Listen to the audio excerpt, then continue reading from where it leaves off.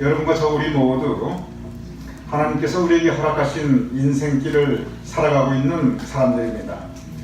사람의 인생을 표현하는 성서에 몇 가지 그 방법들이 있습니다.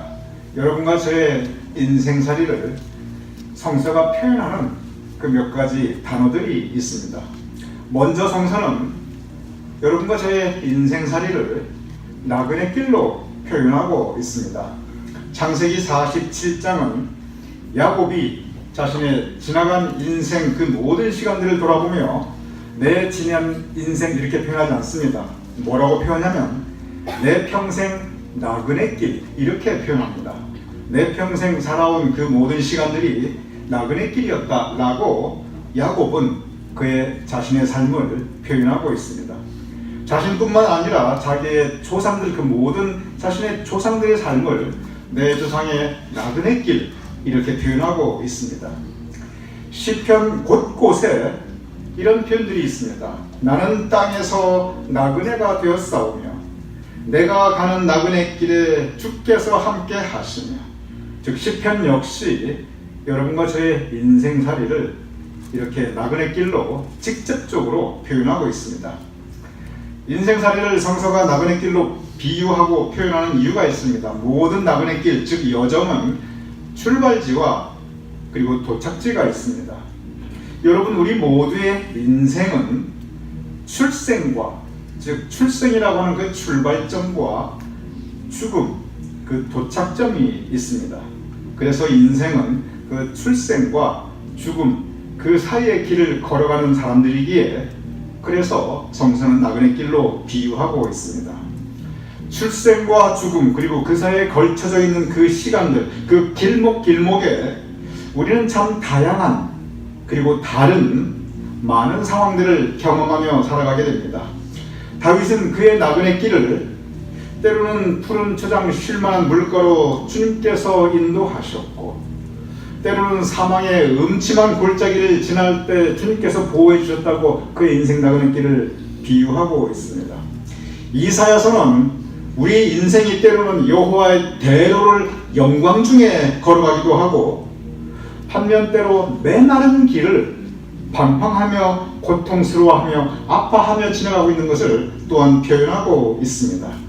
인생 나그네 길에 이렇게 각기 다양한 상황들을 경험하며 그 다양한 상황들에 따라 다양한 마음의 상태를 우리가 겪을 수 있다는 것입니다. 여러분의 지금 인생길은 어떠하십니까? 여러분께서 지금 지나시고 계시는 그 인생 나그네 길은 어떠한 형편이고 또 어떠한 모습이십니까? 성서는 우리 인생살이를 또 집에 표현하기도 합니다. 예수님께서는 마태복음에서 여러분과 제 인생을 집 짓는 사람들이라고 표현하고 계셨습니다. 우리가 인생이라고 하는 이 집을 모래 위에 짓는가 아니면 반석 위에 짓는가, 어떠한 기초 위에 우리 인생 집을 우리가 지어나가는가, 예수님께서는 우리에게 물어보고 계십니다. 즉 이것은 우리가 무엇을 추구하고 우리의 인생살이에서 무엇을 이루기를 원하는가, 목적이 무엇인가, 이러한 진지한 문제를 예수님께서 우리에게 제기하고 계시는 것입니다. 여러분의 인생 집짓기는 어떠하십니까? 여러분의 인생 집짓기의 기초는, 그 기초는 무엇입니까? 그리고 여러분의 인생의 의미, 그 목적을 어디에 두고 계시고 어떤 모양의 집을, 그 의미를 추구하고 계십니까? 성서가 우리에게 제기하고 있는 중요한 인생 집짓기의 질문입니다. 또 다른 우리 인생의 모습을 표현하는 단어가 있습니다. 성서는 또한 인생을 경주, 특별히 달리기 경주에 비유하고 있습니다. 사도 바울은 곳곳에서 우리의 인생을 이 달리기 경주로 비유하고 있습니다. 경기장에서 운동 경기하는 선수들의 모습이 바로 여러분과 저의 인생살이의 모습이라는 것입니다. 지금 올림픽이 진행되고 있습니다. 많은 선수들이 평창에 와 있습니다. 세계 곳곳에서 지금 강원도 평창에 와 있는 그 많은 올림픽 선수들, 오직 한 가지, 모두 동일한 오직 한 가지 목표를 가지고 왔습니다. 그것은 그 경기에서 승리하는 것입니다. 이기는 것입니다. 바로 그런 모습으로 사도 바울은 여러분과 저의 인생을 설명하고 있는 것입니다. 성서가 인생을 나그네 길로 표현하든지, 성서가 인생을 집짓기로 표현하든지, 또는 성서가 인생을 경기장에서 경주하고 있는 선수들로 표현하든지, 이 표현들을 통해서 성서가 우리에게 주시고자 하는 동일한 교훈들이 있습니다. 그것은 우리가 가져야 할 그 믿음의 모습에 대해서 성서가 우리에게 교훈을 주시고자 하는 것입니다. 인생 나그네 무슨 의미입니까? 우리 믿는 사람들이 우리 인생 여정, 인생길 가는 동안 그 각기 다른 삶의 상황을 우리가 지나가게 되는데, 그때 우리가 어떠한 믿음을 가지고 살아나가는 것인가? 인생 집 짓기, 우리 믿는 사람들 모두 믿음이라고 하는 그 집을 지어가고 있는 사람들인데, 우리의 삶 가운데 우리가 무엇을 추구하며 어떤 의미를 우리가 추구하고 이루기를 원하는가? 진지한 질문입니다. 마찬가지입니다. 성서가 인생을 경기장에서 경주하는 사람들로 비유할 때 그것은 믿음의 경주, 즉 어떤 믿음이 승리하는가, 어떤 믿음을 가진 그 믿음이 하나님으로부터 인정받고 승리할 수 있는가, 그 근본적인 문제를 성서는 우리에게 제기하고 있는 것입니다. 믿음의 경주, 모든 경주, 나아가 모든 운동 시합은 상대방을 제압해야, 상대방보다 더 나은 무엇인가를 보여주어야 승리할 수 있습니다. 달리는 사람들, 상대방보다 빨리 달려야 승리할 수 있습니다. 빙상 선수, 스키 선수, 다른 사람들보다 빨라야 합니다. 아이스하키, 다른 사람들보다, 다른 팀보다 또 골을 많이 넣어야 합니다. 피겨스케이팅, 다른 사람들보다 더 정확하고 그리고 아름다워야 합니다. 즉 모든 운동 시합은 내가 겨루어 싸우는 대상이 있습니다. 그리고 그 대상과 더불어 내가 겨룰 때 내가 이겨야 하는 것이, 그것이 이 운동 경기의 본질적인 모습입니다. 그렇다면 믿음의 경주에서는 과연 누구와 싸워야 합니까? 믿음의 경주는 누구와 겨루는 것이며, 누구와의 그 싸움에서 승리해야 하는 것이, 그것이 믿음의 경주입니까? 성서를 보면 믿음의 경주의 그 대상은 맨 먼저 다름 아닌 나 자신과의 싸움입니다. 사도 바울은 고린도후서 12장에서 믿음의 경주에서 승리하기 위해서 제일 먼저 해야 되는 것은, 제일 먼저 그의 단어를 그대로 빌면 나를 쳐서 주님 앞에 굴복시켜야 한다고 그는 설교하고 있습니다. 나의 무엇을 쳐서 굴복시키는 것입니까? 먼저 우리는 죄된 나의 모습을 쳐서 주님 발 앞에 굴복시켜야 합니다. 교만한 내 마음을 쳐서 굴복시켜야 합니다. 세상으로 향하는 나의 욕심과 탐심을 쳐서 굴복시켜야 합니다. 내 뜻, 내 주장만을 세우려고 하는 자기 의를 쳐서 굴복시켜야 합니다.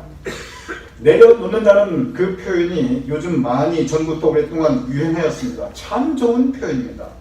내려놓는다. 나를 쳐서 굴복시키는 것이, 그것이 바로 내려놓는 것입니다. 우리가 내려놓아야 할 것을 내려놓아야 합니다. 내 손에 움켜쥐고 놓지 않는 한 주님께서 나에게 주시고자 하는 그 은혜를 내가 받을 수가 없습니다. 비운다는 표현도 많이 유행하고 있습니다. 오래전부터 그랬습니다. 참 좋은 표현입니다. 비운다, 나를 쳐서 굴복시키는 것이, 그것이 바로 비우는 것입니다. 비워야 할 것이 비워져야지, 내 안에 이미 주님께서 기뻐하시지 않는 것들이 가득 차 있으면 주님께서 주시고자 하는 그 은혜를 내 마음에 채울 수가 없습니다. 내려놓고 비워야 합니다. 사도 바울은 그것을 가르쳐 나를 쳐서 굴복시키라고 하였습니다. 갈라디아서 2장 20절은 이렇게 기록되어 있습니다. 그런즉 이제 내가 사는 것이 아니요 오직 내 안에 그리스도께서 사시는 것이다. 내가 사는 것이 아니요 나에게 죽어야 할 모습이 있는데 그것이 나의 죄된 모습이든지 그것이 나의 교만이든 그것이 나의 욕심과 탐심이든 그것이 나의 자기의든 아니면 반대로 그것이 내 마음속에 가득한 절망감이나 좌절감이나 포기감이든지 그것이 무엇이든지 죽어야 할 내 모습을 쳐서 굴복시키고 주님 발 앞에 내려놓고 비워놓고 그리고 내가 아닌 내 안에 그리스도께서 사시게 합니다. 이것이 바로 나를 쳐서 굴복시키는 것입니다. 믿음의 경주의 제1원리, 우리는 누구와 싸우는가? 우리는 먼저 나 자신과 싸웁니다.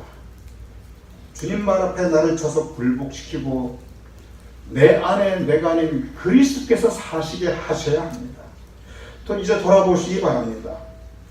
여러분과 저 우리 모두 누구나 내려놓아야 할 것들이 있습니다.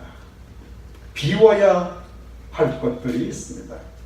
여러분 각자 여러분께서 내려놓으셔야 하고 비워야 하시는 것들이 있고 저 또한 제가 내려놓아야 하고 비워야 하는 것들이 있습니다. 그것을 내려놓고 비울 때 쳐서 굴복시킬 때 우리는 역설적으로 믿음의 경주에서 승리할 수 있습니다. 아멘. 나 자신과의 싸움 나의 첫 번째 상대입니다. 그런데 나 자신과의 싸움 여기서 한 단계 더 우리가 바라보면 나보다 더 강한 상대와의 싸움이 있습니다. 그것은 사탄 마귀 즉 악한 영과의 싸움입니다. 사도 바울은 곳곳에서 우리에게 선한 싸움을 싸우라, 선한 싸움을 싸우라, 선한 싸움을 싸우라 라고 우리에게 명령하고 있습니다. 선한 싸움 그것은 사탄 마귀 즉 악한 영과의 싸움입니다. 사탄의 원래 그 뜻의 의미가 무엇이냐면 사탄의 원래 뜻의 의미는 적대자입니다. 싸우는 사람들의 뜻입니다. 그런데 이 적대자 즉 우리 믿음의 경주의 적대자가 이 사탄인데 좀 더 그 의미를 깊게 들어가면 이 사탄이 어떻게 우리 경주, 믿음의 경주의 적대자가 되는가 그 방법이 있습니다. 사탄이 우리 믿음의 경주의 적대자가 되는 그 방법은 그 구체적인 적대자의 의미는 달리는 사람의 발을 걸어서 넘어지게 하는 자 이런 뜻입니다. 즉 넘어지게 하는 자, 미혹하게 하는 자, 걸림돌이 되게 하는 자 이것이 바로 사탄이라는 그 의미의 깊은 뜻입니다. 즉 사탄은 우리 믿음의 경주에서 현재 우리가 달려가고 있는데 우리의 발을 걸어서 우리를 하여금 넘어지게 하는 적대자 그것이 바로 사탄 마귀입니다. 모든 경주에서 한 번 넘어지면 참 승리하기 어렵습니다. 특별히 여러분 이 동계 올림픽에서 이 다운힐 스키의 이 다운힐 활강을 한번 보시기 바랍니다. 다운힐 스키는 보통 시속 100km가 훨씬 넘습니다. 사람이 시속 100km가 훨씬 넘는 그 속도로 이 헬멧 하나 쓰고 이 스키 이 신고 달려 내려가는데 이때 넘어지면요 한 번 잘못 넘어지면 승리는 고사하고 자칫하면 목숨까지 잃어버리게 됩니다. 실제로 이 스키 활강에서 넘어져서 생명 잃어버린 선수들이 적지 않습니다. 이 경기에서 잘못 넘어지면 그것은 치명적입니다. 우리 인생길 잘 가고 있는데 우리 믿음의 경주 잘 하고 있는데 사탄이 발을 겁니다. 그리고 넘어뜨립니다. 작은 넘어지면 툭툭 털고 일어나고 다시 달려가면 됩니다. 그런데 잘못 넘어지면 치명적입니다. 우리 믿음의 경주에서 반드시 겪게 되는 일이 있습니다. 예외가 없습니다. 여러분의 믿음의 경주, 저의 믿음의 경주, 모든 믿는 사람들의 믿음의 경주에서 반드시 겪게 되는 그 예외 없는 일은 무엇이냐면 사탄, 마귀, 즉 악한 영이 나로 하여금 넘어지게 합니다. 그래서 넘어진 사람들 참 많습니다. 근데 넘어질 때 되게 혼자 넘어지는 게 아니에요. 여러분 동계올림픽의 그 쇼트트랙 그 스케이팅을 보시기 바랍니다. 한국 메달 받습니다. 그런데 이 쇼트트랙 할 때 잘 넘어집니다. 넘어지면 끝납니다. 그런데 혼자 넘어지면 괜찮아요. 근데 이 쇼트트랙을 보면은 잘 가는데 옆에 사람 넘어질 때 이 사람 넘어지면서 주변의 사람들을 같이 넘어지게 합니다. 다 같이 넘어집니다. 줄줄이 넘어집니다. 사탄 마귀가 이 줄줄이 넘어지는 모습을 보면 얼마나 좋아하겠습니까? 아마 사탄 마귀가 춤을 추고 기뻐하고 좋아할 것입니다. 우리 신앙생활 할 때 이렇게 넘어지는 경우, 믿음 생활 잘 하다가 넘어지되 줄줄이 넘어지는 경우 얼마든지 많이 있습니다. 영성 생활이 참 중요한데 이 영성 생활의 출발점이 있습니다. 모든 영성 생활, 모든 영성 훈련의 그 출발점이 어디냐면 그것은 묵상부터 시작합니다. 묵상. 기본적으로 묵상의 의미는 내 내면을 내가 들여다보며 내 내면에 있는 소리를 듣기. 그것이 묵상의 근본적인 목적입니다. 우리는 참으로 번잡한 세상을 살아가고 있습니다. 끊임없이 쏟아져 들어오는 그 정보와 이런저런 소리들이 있습니다. 인터넷, 스마트폰, 카카오톡, TV, 신문, 주변 사람들, 여러 사람들의 그 말하는 소리, 얼마나 많은 소리들이 있습니까? 그 모든 것들을 잠시 다 내려놓고 비워놓고 그리고 가만히 다른 것들이 아닌 내 마음에 내 귀를 기울여 보는 것입니다. 조용히 기다리며 이 묵상할 때 조용히 내 마음을 내려놓고 비워놓고 귀를 기울이되 무엇을 듣냐면 나에게 들려주시는 하나님의 음성을 듣고자 하는 것이 그것이 묵상입니다. 내 마음을 다 비우고 조용히 기다리며 하나님의 음성은 누구야 하고 이렇게 미신적인 방법으로 물론 그렇게 신비적인 방법을 할 수도 있겠죠. 하지만 하나님의 음성은 대부분 성령의 감동, 감화, 역사하심으로 우리 마음속에 울려집니다. 성령의 감동, 제가 늘 말씀드립니다. 성령께서 우리 마음을 움직여 주십니다. 우리 마음을 움직여 주시되 선하게 움직여 주십니다. 선하신 하나님께서 우리 마음을 감동, 우리 마음을 움직여 주실 때는 항상 선하게 움직여 주십니다. 감화, 변화시켜 주십니다. 변화의 뜻이 이것이 바로 감화, 변화 화자입니다. 우리의 마음을 감동시켜서 변화시킵니다. 선하신 하나님께서 항상 우리의 마음을 선하게 변화시켜 주십니다. 역사, 우리의 마음속에 성령께서 일하고 계십니다. 번잡한 그 모든 소리들을 다 내려놓고 내가 나 자신을 만나며 내면의 소리에 귀를 기울이되 나의 소리가 아니라 하나님의 음성에 귀를 기울이는 것입니다. 내 마음속에 움직이시는 성령의 감동, 성령의 그 움직이시며 변화해 주시며 일하심을 내가 느껴보는 것, 그것이 바로 묵상입니다. 바로 묵상으로부터 영성이 시작됩니다. 그런데 성령께서 이렇게 감동, 감화, 역사하시는 곳에 악령도 감동, 감화, 역사합니다. 악령도 우리 마음속을 감동, 움직입니다. 움직이되 나쁜 곳으로 움직입니다. 감화, 변화시키되 나쁜 쪽으로 자꾸 변화하게 하려 합니다. 성령이 역사하는 곳에 악령도 역사, 일합니다. 영성생활이 묵상으로부터 시작되는 근본적인 이유가 바로 그것입니다. 내가 하나님의 음성에 귀를 기울이며 동시에 지금 내 이 믿음의 경주에서 내 이 삶의 바로 이 현장에서 지금 사탄이 이렇게 내 발을 걸고 있구나. 지금 사탄이 이렇게 나를 넘어뜨리려고 하고 있구나. 우리가 묵상을 통해서 하나님의 음성을 듣고 동시에 그 악령, 나를 넘어뜨려 하는 그 악령의 움직임을 내가 분별할 수 있어야 합니다.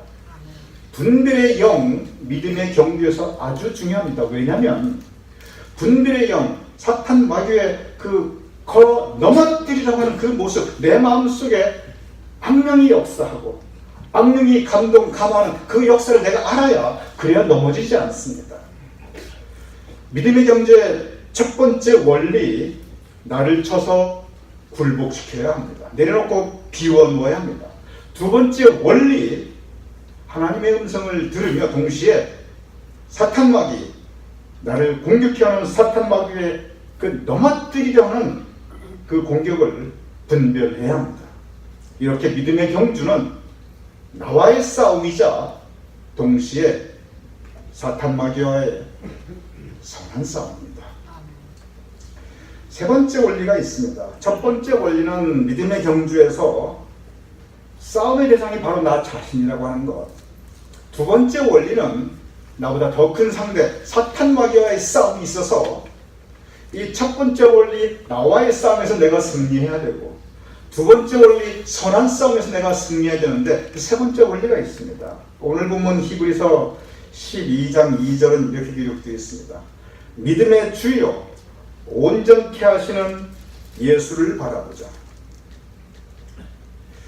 모든 경주에는 목표점이 있습니다. 그곳으로 가는 것입니다. 다른 곳으로 가면 안 돼요. 그리고 그 목표점은 내가 정하는 것이 아닙니다. 경기본부에서 이미 정해줍니다. 여기가 목표점이니 이쪽으로 오라. 우리 인생길도 마찬가지입니다. 하나님께서 정해주신 목표점이 있습니다. 그곳을 향해 달려가야 됩니다. 오늘 본문 믿음의 주요 온전케 하는 예수를 바라보자. 우리의 목표점, 그것은 바로 예수 그리스도입니다. 예수님을 닮아가는 삶, 예수님을 따르는 삶, 우리는 모두 예수님을 바라보고 표대 대신 예수님을 향해 우리는 나아가야 합니다. 사도 바울은 곳곳에서 그래서 예수님을 우리 믿음의 표대, 우리 신앙의 표대라고 그는 표현하고 있습니다. 표대가 무엇입니까? 달려갈 때 그 표대 하나 보고 달려가야 합니다. 눈이 많이 내릴 때 그냥 일직선으로 반듯하게 갈 수 있는 방법은 눈 아래를 보면 이리저리 왔다 갔다 하게 돼요. 표대를 분명히 정하고 눈 밑을 바라보는 것이 아니라 그 표대를 바라보고 가면 방황하지 않고 반듯하게 갈 수가 있습니다. 넘어지는 것, 그렇습니다. 나와의 싸움에서 실패하기 때문에 넘어집니다. 넘어지는 것, 사탄 마귀, 바로 그 적대자 때문에 넘어집니다. 그런데 그보다 더 많이 넘어지는 경우들이 있습니다. 그것은 뭐냐면 사람 보다가 넘어집니다. 저 사람이 저럴 수 있어, 교회에서. 저 사람이 권사인데, 장로인데, 아니 목사가 저럴 수 있어. 사람에 대한 실망감이 내 마음에 들어옵니다. 사람에 대한 서운함이 내 마음에 들어옵니다. 여러분, 우리가 명심해야 될 것이 있습니다. 우리 신앙생활에 있어서 권사, 장로, 목사, 신앙의 선배, 우리 신앙의 표대가 아닙니다. 우리 신앙의 동반자들입니다. 우리 신앙의 공동체 한 형제, 자매, 가족들입니다. 사도 바울이 바로 이 문제를 계속 심각하게 지적합니다. 왜 우리 신앙에서 사람들이 자꾸 넘어지는가? 가장 많이 넘어지는 이유는 이 사람보다가 넘어진다고 하는 것입니다. 그래서 사도 바울은 신앙의 표대는 한 분이시니 예수님 바라보고 우리 사람들, 우리 믿음의 공동체 안에서 우리가 누구이든지 간에 신앙의 선배이든지 우리의 존경하는 스승이든지 권사님이든지 장로님이든지 목사든지 누구든지 우리 모두 한 지체이니, 머리는 예수 그리스도이고 우리 모두 한 지체이니 우리 서로 포용하자. 서로 오래 참자. 너도 그렇게 부족한 사람이 아닌가? 너도 부족하고 모두 부족하니 우리 서로의 부족함을 아파하며 서로의 불완전함을 서로 긍휼히 여기고 우리 서로 용납하자. 사도 바울의 서신을 곳곳에서 보면 서로 포용하자, 서로 용납하자, 서로 오래 참아라, 무엇보다 서로 사랑하라. 서로 사랑하라. 여러분, 믿음의 표대는 예수 그리스도 한 분이시고요. 나머지 우리 서로는 서로 부족하기에, 서로 불완전하기에 서로 끌어안고 포용하고 우리 서로 용납해야 합니다. 서로 사랑해야 됩니다. 근데 이게 바뀌어요. 무엇을 바뀌냐면 우리 믿음의 표대를 사람으로 세우면은 우리 반드시 넘어집니다. 넘어지면 줄줄이 같이 넘어지고, 그리고 어떤 넘어지면 치명적입니다. 다시 일어나지 못합니다. 오직 믿음의 표대는 예수님 한 분입니다. 그리고 우리 서로는 서로 부족한 하나님의 자녀들입니다. 우리 서로는 불완전한 우리 너무나 인간적인 존재들입니다. 그러기에 우리 예수님께서 계속 하신 말씀처럼 서로 긍휼히 여기고 서로 남을 나보다 낮게 더 높게 여기고 서로 낮아진 상태에서 서로 사랑을 우리는 서로 사랑해야 합니다. 아멘. 이렇게 우리가 서로 신앙의 표대는 예수님 한 분으로 삼고 우리가 서로 사랑할 때, 우리가 서로 포용하고 용납할 때, 그때 우리는 믿음의 경주에서 승리할 수 있습니다. 아멘. 모든 경기에서 가장 중요한 것이 있습니다. 그것은 목표점까지 끝까지 완주하는 것입니다.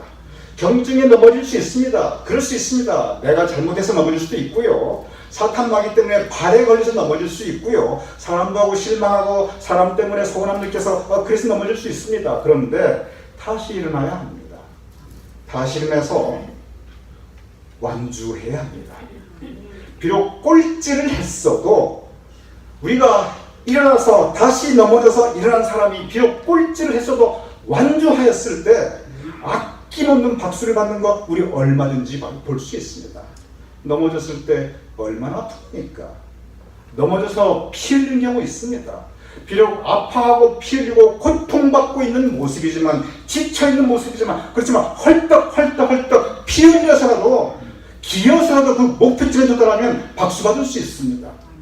실제로 올림픽을 비롯한 많은 경기들 이렇게 넘어져서 꼴찌했지만 그러나 다시 일어나 부상당한 몸으로 그 피니시 라인, 그 완주해서 그 목표점에 도달할 때 그 선수에게 더 많은 박수를 보내게 되고 더 많은 감동을 받게 되는 거 우리 얼마든지 볼 수 있습니다.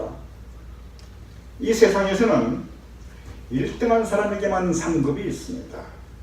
그러나 이 신앙의 경주, 믿음의 경주에서는 1등했냐 꼴등했냐 그것이 문제가 아닙니다. 완주하였는가 그것이 바로 문제입니다. 모든 완주한 믿음의 경기자들에게는 하나님께서 동일한 상급을 허락하여 주십니다. 우리가 신앙생활하면서 이 완주할 때 목표를 바라보고 그 목표점을 가야 되는데 엄청나게 빠른 속도로 갑니다. 열정과 힘이 있습니다. 그런데 목표점이 아니라 다른 곳으로 가고 있습니다. 여러분 다시 말씀드립니다. 목표점은 내가 정하는 것이 아닙니다. 하나님께서 이미 우리에게 주셨습니다. 목표점을 내가 정하고 그곳으로 빠른 속도와 열정을 가지고 달려나갈 때 여러분 그러면 안 됩니다. 그러면 반드시 넘어지지 않다 할지라도 그곳으로 갔을 때 본인도 잘못 갔고 다른 사람들도 잘못 인도할 수 있습니다. 비록 느리더라도, 비록 중간에 넘어지더라도, 비록 믿음의 경주에서 피 흘리고 상처받는다 할지라도, 고통스러운 그 기간이 있다 할지라도 우리 완주해야 합니다. 목표점까지 우리 함께 가야 합니다. 그때 하나님께서 허락하시는 귀한 상급이 우리에게 주어집니다. 믿음의 경주, 여러분과 저 우리 모두 믿음의 경주를 하는 사람들입니다. 우리 모두 먼저 우리 자신과의 싸움에서 우리가 이겨야 합니다. 쳐서 굴복시켜야 합니다. 다른 사람에게 아니라 하나님 앞에 나 자신을 쳐서 굴복시켜야 합니다. 두 번째, 우리는 사탄 마귀와의 싸움, 우리 이겨야 합니다. 언제나 우리를 넘어뜨립니다. 시편 27편에 비록 넘어지더라도 그가 엎드러지지 않으면 주의 강하신 손이 붙드시며, 비록 넘어지더라도 우리 쓰러져 누워있지 말고 주님의 손에 의지해서 다시 일어나야 합니다. 그리고 마지막으로 푯대 되신 주님을 바라보고 끝까지 완주해야 합니다. 이 신앙의 승리, 믿음의 경주에서 믿음의 승리자가 될 수 있는 여러분과 저가 될 수 있기를 주님의 이름으로 축원합니다.